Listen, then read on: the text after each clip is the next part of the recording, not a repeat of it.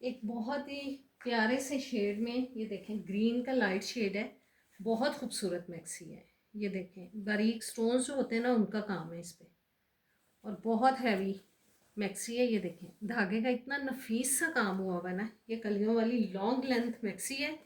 ये सारा इसका काम है। मैं आपको ऊपर उठा के दिखा देती हूँ, ये चेक करें, ये देखते जाएं जी, सारी एम्ब्रॉयडरी है नीचे, बहुत प्यारा पीस है। थ्रू आउट इसके नीचे ये कैन कैन और सारी लाइनिंग वगैरह लगी हुई है। ये है जी इसकी बैक साइड, और बैक पर भी ये बॉडी पे सारा काम हुआ हुआ है, ऊपर वाली जो बॉडी होती है ना उस पर काम हुआ हुआ है। ठीक है, बहुत प्यारी मैक्सी है। ये इम्पोर्टेड सिल्क लग रही है मुझे।